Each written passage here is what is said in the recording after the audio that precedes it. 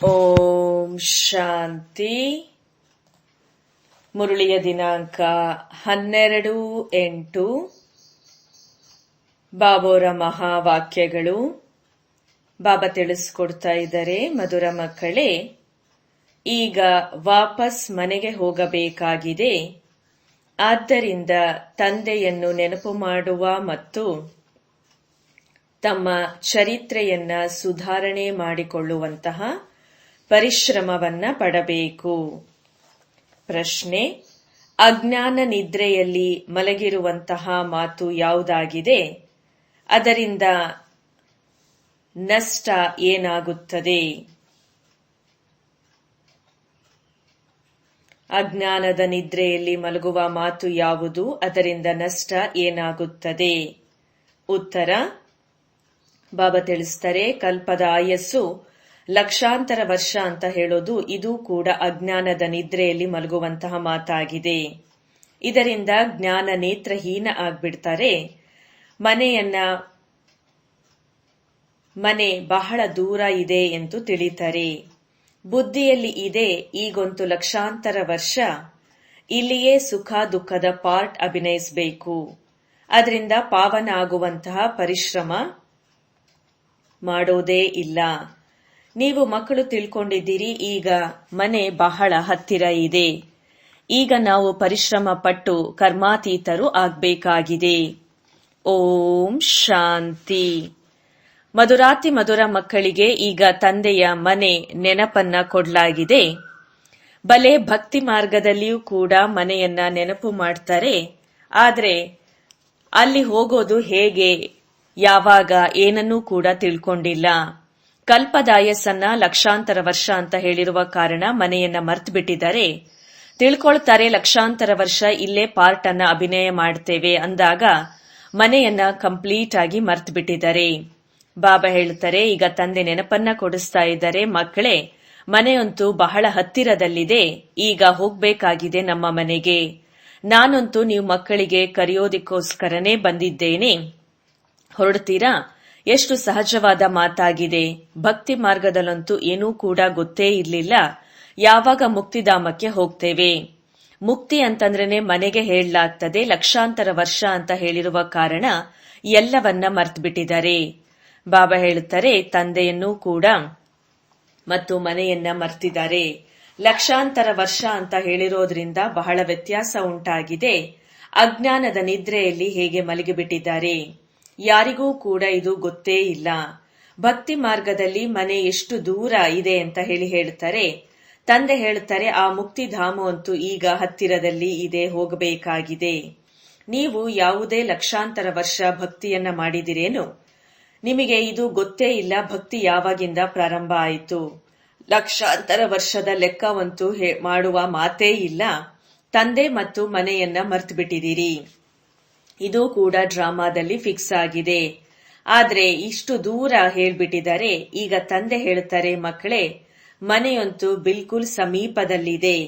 ಈಗ ನಾನು ಬಂದಿದ್ದೇನೆ ನಿಮ್ಮನ್ನೆಲ್ಲ ಕರ್ಕೊಂಡು ಹೋಗೋದಿಕ್ಕೋಸ್ಕರ. ಈಗ ಮನೆಗೆ ಹೋಗ್ಬೇಕಾಗಿದೆ. ಆದ್ರೆ ಪವಿತ್ರರು ಅವಶ್ಯ ಆಗಬೇಕು. ಗಂಗಾ ಸ್ನಾನ ಮುಂತಾದವುಗಳಂತೂ ನೀವು ಮಾಡ್ತಾನೆ ಬಂದಿದ್ದೀರಿ. ಆದ್ರೆ ಪವಿತ್ರರು ಆಗೇ ಇಲ್ಲ. ಒಂದ್ ವೇಳೆ ಪವಿತ್ರರಾಗ್ಬಿಟ್ರೆ ಮನೆಗೆ ಹೋಗ್ತೀರಿ. ಆದ್ರೆ ಮನೆಯದ್ದು ಕೂಡ ಗೊತ್ತೇ ಇಲ್ಲ, ಪವಿತ್ರತೆಯೂ ಕೂಡ ಗೊತ್ತೇ ಇಲ್ಲ. ಬಾಬಾ ಹೇಳ್ತಾರೆ, ಅರ್ಧ ಕಲ್ಪದಿಂದ ಭಕ್ತಿಯನ್ನ ಮಾಡ್ತಾ ಬಂದಿದ್ದೀರಿ. ಇಲ್ಲಿ ಭಕ್ತಿಯನ್ನ ಬಿಡುವಂತ ಮಾತಿಲ್ಲ.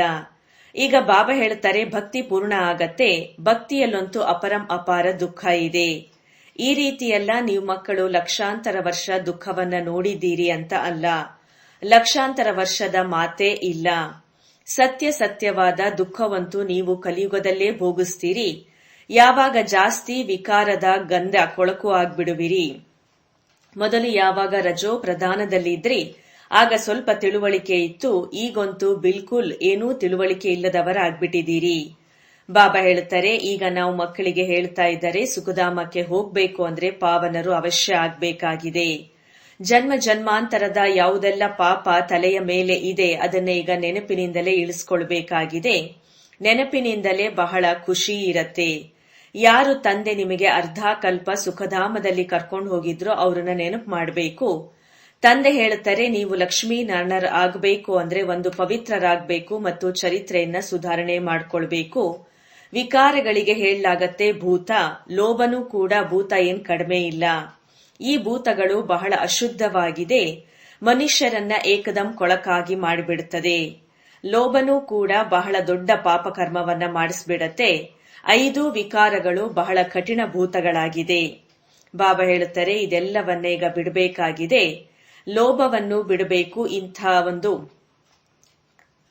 ಹೇಗೆ ಕಾಮ ವಿಕಾರವನ್ನ ಬಿಡಬೇಕು ಹಾಗೆ ಲೋಭವನ್ನೂ ಕೂಡ ಬಿಡಬೇಕಾಗಿದೆ. ಮೋಹನೂ ಬಿಡಬೇಕು. ಇಷ್ಟು ಎಲ್ಲನೂ ಕೂಡ ವಿಕಾರ ಬಿಡಬೇಕು. ಆದ್ರೆ ಯಾವುದೂ ಬಿಡ್ತಾನೇ ಇಲ್ಲ. ಇಡೀ ಆಯಸ್ಸು ಬಾಬಾ ತಿಳಿಸ್ಕೊಡ್ತಾನೆ ಬಂದಿದ್ದಾರೆ. ಮೋಹದ ಅಂಟಿಕೊಂಡ್ಬಿಟ್ಟಿದೆ. ಕ್ರೋಧನೂ ಕೂಡ ಕಷ್ಟದಿಂದ ಬಿಡತ್ತೆ. ಹೇಳಲಾಗತ್ತೆ ಮಕ್ಕಳ ಮೇಲೆ ಕ್ರೋಧ ಬರುತ್ತೆ. ಹೆಸರಂತೂ ಕ್ರೋಧದ್ದು ತಗೊಳ್ಳುತ್ತಾರೆ. ಯಾವುದೇ ಭೂತ ಬರಬಾರದು. ಅವುಗಳ ಮೇಲೆ ವಿಜಯವನ್ನ ಪಡ್ಕೊಳ್ಬೇಕಾಗಿದೆ. ಬಾಬಾ ಹೇಳುತ್ತಾರೆ, ಎಲ್ಲಿಯವರೆಗೆ ನಾನಿದ್ದೇನೆ ಅಲ್ಲಿಯವರೆಗೆ ನೀವು ಪುರುಷಾರ್ಥವನ್ನ ಮಾಡ್ತಾನೆ ಇರಬೇಕು. ಬಾಬಾ ಎಷ್ಟು ವರ್ಷ ಇರ್ತಾರೆ? ಬಾಬಾ ಇಷ್ಟು ವರ್ಷಗಳಿಂದ ಕುಳಿತು ತಿಳಿಸ್ಕೊಡ್ತಾ ಇದ್ದಾರೆ. ಒಳ್ಳೆಯ ಸಮಯವನ್ನ ಕೊಟ್ಟಿದ್ದಾರೆ. ಸೃಷ್ಟಿ ಚಕ್ರವನ್ನು ಕೂಡ ಈಗ ತಿಳ್ಕೊಳ್ಳೋದು ಬಹಳ ಸಹಜ ಇದೆ. 7 ದಿನದಲ್ಲಿ ಇಡೀ ಜ್ಞಾನ ಬುದ್ಧಿಯಲ್ಲಿ ಬಂದ್ಬಿಡತ್ತೆ. ಬಾಕಿ ಜನ್ಮ ಜನ್ಮಾಂತರದ ಪಾಪ ಕಟ್ ಮಾಡೋದ್ರೊಳಗೆ ಟೈಮ್ ಹಿಡ್ಸತ್ತೆ. ಇದು ಕೂಡ ಮುಷ್ಕಿಲ್ ಆಗಿದೆ. ಅದಕ್ಕಾಗಿ ಬಾಬಾ ಸಮಯವನ್ನ ಕೊಡ್ತಾರೆ. ಮಾಯ ಆಪೋಸಿಷನ್ ಬಹಳ ನಡೆಯತ್ತೆ. ಏಕದಂ ಮರ್ತೇ ಬಿಟ್ಟಿದ್ದಾರೆ. ಇಲ್ಲಿ ಕುಳಿತಿದ್ದಾರೆ. ಇಡೀ ಸಮಯ ನೆನಪಿನಲ್ಲಿ ಕುಳಿತುಕೊಳ್ಳೋದಿಲ್ಲ. ಬಹಳ ಕಡೆ ಬುದ್ಧಿ ಹೋಗ್ತಾ ಇರತ್ತೆ. ಆದ್ರಿಂದ ಸಮಯವನ್ನ ಕೊಡಬೇಕಾಗತ್ತೆ. ಪರಿಶ್ರಮ ಪಟ್ಟು ಕರ್ಮಾತೀತ ಅವಸ್ಥೆಯನ್ನ ಪಡ್ಕೊಳ್ಬೇಕು. ಈ ಶಿಕ್ಷಣವಂತೂ ಬಹಳ ಸಹಜ ಇದೆ. ಸೆನ್ಸಿಬಲ್ ಮಕ್ಕಳು ಇದ್ರೆ 7 ದಿನದಲ್ಲಿ ಇಡೀ ಜ್ಞಾನವನ್ನ ಅರ್ಥ ಮಾಡ್ಕೊಳ್ತಾರೆ. ಈ 84 ಜನ್ಮದ ಚಕ್ರ ಹೇಗೆ ತಿರುಗತ್ತೆ.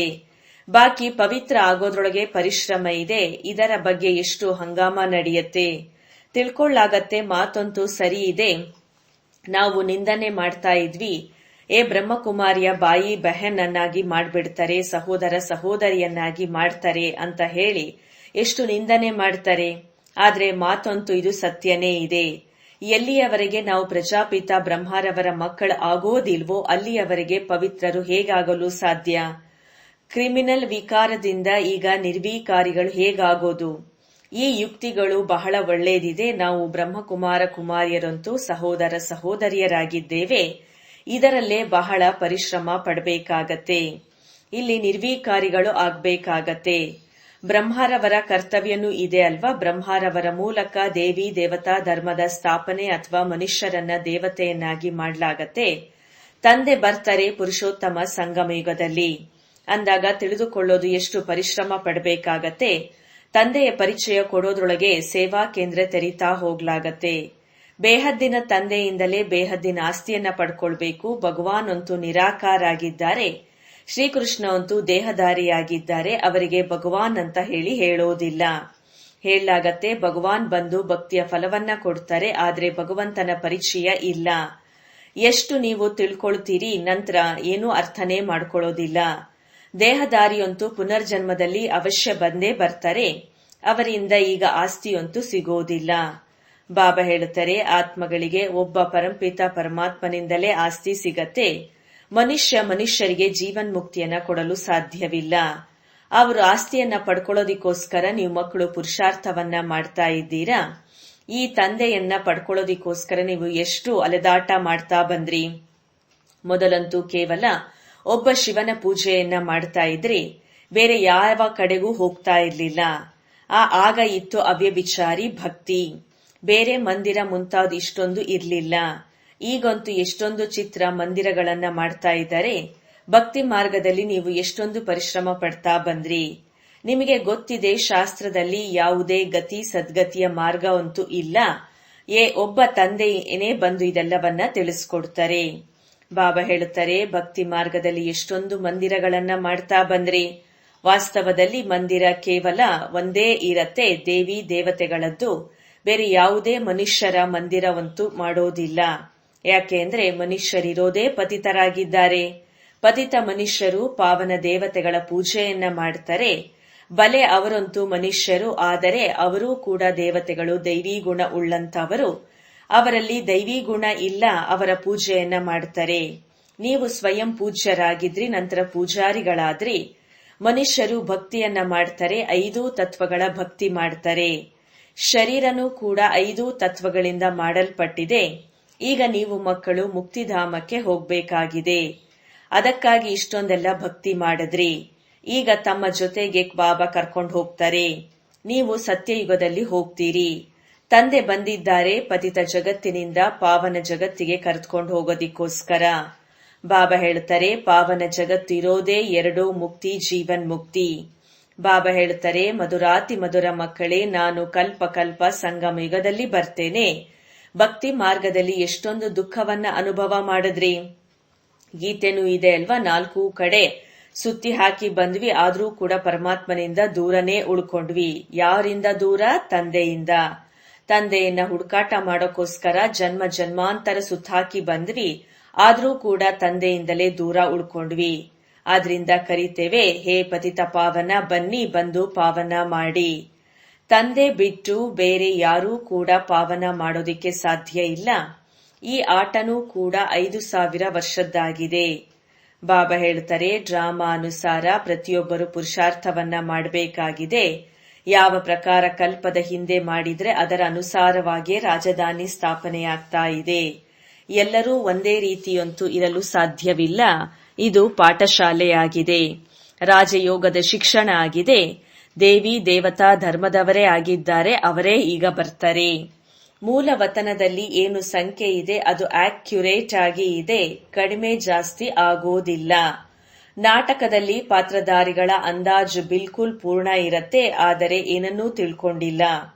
ಎಷ್ಟು ಜನ ಇದ್ದಾರೆ, ಅವರದ್ದು ಆಕ್ಯುರೇಟ್ ಇದೆ, ಅವರು ಬಂದು ಪಾರ್ಟ್ ಅನ್ನ ಮಾಡ್ತಾರೆ. ನಂತರ ನೀವು ಬರ್ತೀರಿ ಹೊಸ ಜಗತ್ತಿನಲ್ಲಿ, ಬಾಕಿ ಎಲ್ಲರೂ ಕೂಡ ಅಲ್ಲಿ ಹೊರಟು ಹೋಗ್ತಾರೆ.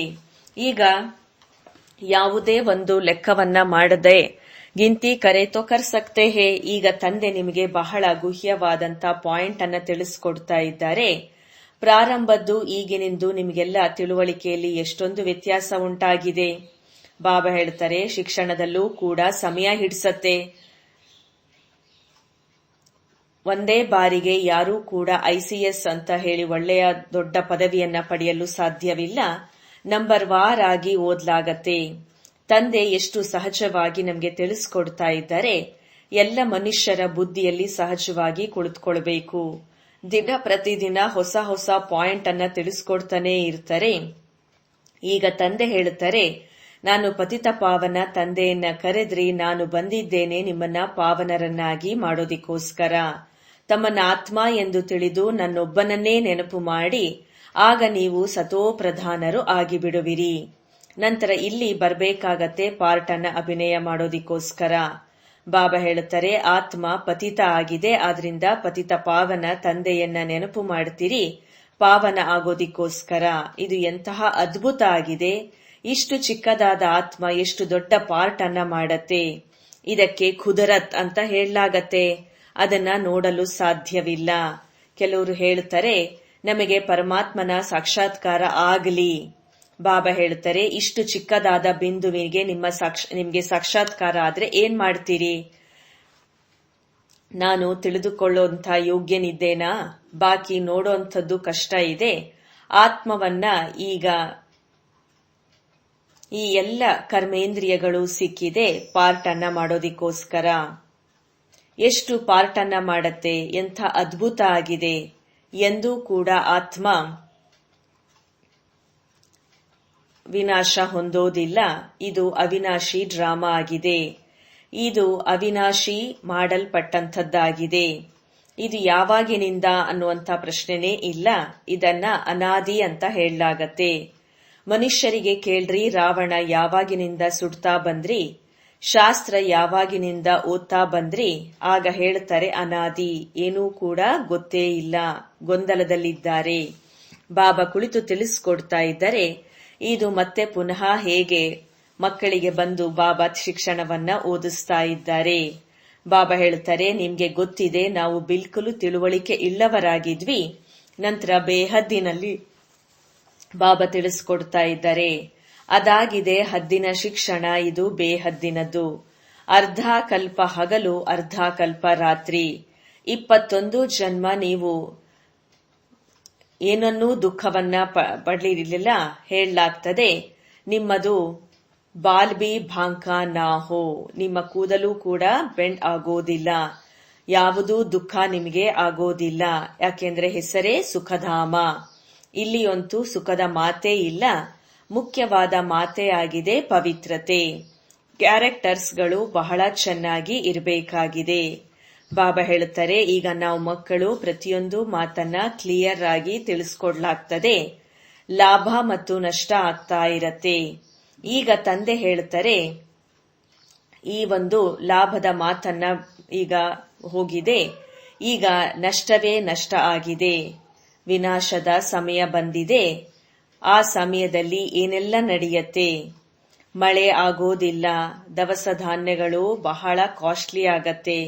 ಬಲೆ ಎಷ್ಟೇ ಹೇಳಿದ್ರೂ ಕೂಡ 3 ವರ್ಷದ ನಂತರ ಬಹಳ ಅನಾಜ್ ದವಸ ಧಾನ್ಯ ಇರತ್ತೆ ಅಂತ ಹೇಳಿ ನಂತರ ದವಸ ಧಾನ್ಯವನ್ನ ಹೊರಗಡೆಯಿಂದ ಪರ್ಚೇಸ್ ಮಾಡ್ತಾರೆ. ಇಂತಹ ಸಮಯ ಬರತ್ತೆ, ಒಂದು ದಾನ ಕೂಡ ಬೇಳೆಕಾಳು ಸಿಗೋದಿಲ್ಲ.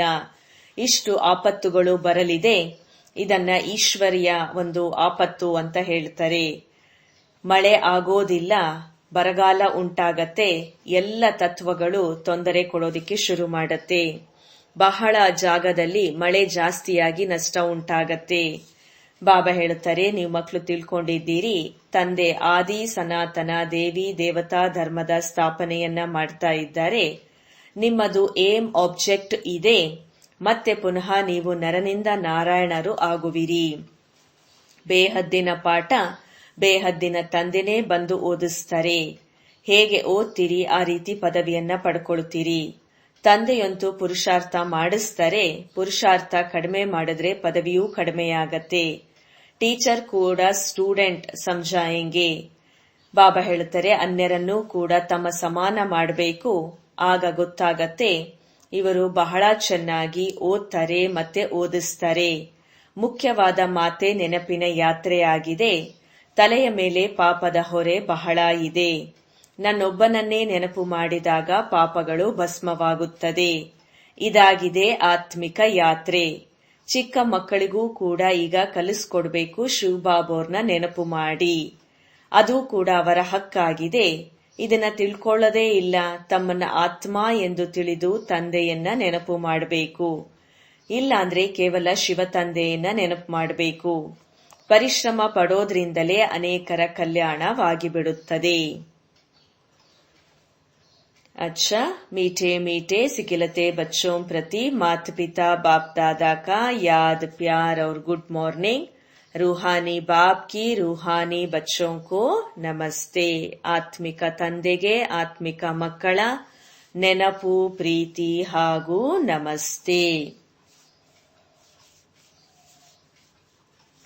ಧಾರಣೆಗೋಸ್ಕರ ಮುಖ್ಯ ಸಾರದಲ್ಲಿ ನರನಿಂದ ನಾರಾಯಣ ಪದವಿ ಪ್ರಾಪ್ತಿ ಮಾಡಿಕೊಳ್ಳುವುದಕ್ಕಾಗಿ ಬೇಹದ್ದಿನ ತಂದೆಯಿಂದ ಬೇಹದ್ದಿನ ಪಾಠವನ್ನ ಓದಿ ಬೇರೆಯವರಿಗೂ ಓದಿಸಬೇಕು.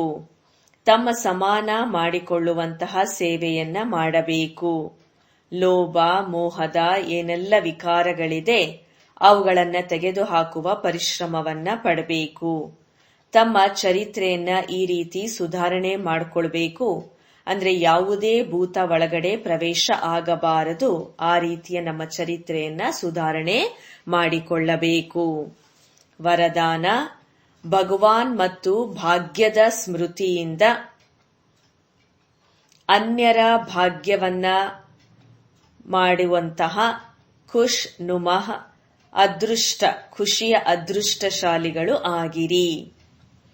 ಭಗವಾನ್ ಮತ್ತು ಭಾಗ್ಯದ ಸ್ಮೃತಿಯಿಂದ ಅನ್ಯರ ಭಾಗ್ಯವನ್ನ ರೂಪಿಸುವಂತಹ ಖುಷ್ ನುಮಃ ಖುಷಿಯ ಅದೃಷ್ಟಶಾಲಿಗಳು ಆಗಿರಿ. ಅಮೃತ ವೇಳೆಯಿಂದ ಹಿಡಿದು ರಾತ್ರಿಯವರೆಗೆ ತಮ್ಮ ಭಿನ್ನ ಭಿನ್ನ ಭಾಗ್ಯವನ್ನ ಸ್ಮೃತಿಯಲ್ಲಿ ತಂದುಕೊಳ್ಳಿ. ಇದೇ ಗೀತೆಯನ್ನ ಹಾಡ್ತಾ ಇರಿ. ವಾ ನನ್ನ ಶ್ರೇಷ್ಠ ಭಾಗ್ಯವೇ ವಾಹ. ಯಾರು ಭಗವಾನ್ ಮತ್ತು ಭಾಗ್ಯದ ಸ್ಮೃತಿಯಲ್ಲಿ ಇರ್ತಾರೆ ಅವರೇ ಬೇರೆಯವರನ್ನು ಭಾಗ್ಯವಾನರನ್ನಾಗಿ ಮಾಡಲು ಸಾಧ್ಯ.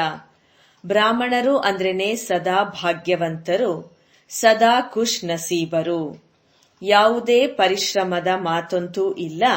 ಬ್ರಾಹ್ಮಣ ಆತ್ಮ ಖುಷಿಯನ್ನ ಕಡಿಮೆ ಮಾಡುವಂತಹದ್ದು ಯಾವುದೂ ಇಲ್ಲ. ಪ್ರತಿಯೊಬ್ಬರೂ ಖುಷ್ ನಸೀಬರು ಆಗಿರುವಿರಿ. ಬ್ರಾಹ್ಮಣ ಜೀವನದಲ್ಲಿ ಖುಷಿ ಹೋಗೋದು ಅಸಂಭವ. ಬಲೆ ಶರೀರ ಹೋಗ್ಬೋದು, ಆದ್ರೆ ಖುಷಿ ಮಾತ್ರ ಹೋಗೋದಿಲ್ಲ. ಸ್ಲೋಗನ್: ಮಾಯ ಉಯ್ಯಾಲೆಯನ್ನ ಬಿಟ್ಟು ಅತೀಂದ್ರಿಯ ಸುಖದ ಉಯ್ಯಾಲೆಯಲ್ಲಿ ಸದಾ ತೂಗುತ್ತಾ ಇರಿ. ಮಾಯೆಯ ಉಯ್ಯಾಲೆಯನ್ನ ಬಿಟ್ಟು ಅತೀಂದ್ರಿಯ ಸುಖದ ಉಯ್ಯಾಲೆಯಲ್ಲಿ ಸದಾ ತೂಗುತ್ತಾ ಇರಿ. ಅಚ್ಚಾ, ಥ್ಯಾಂಕ್ ಯು ಬಾಬಾ.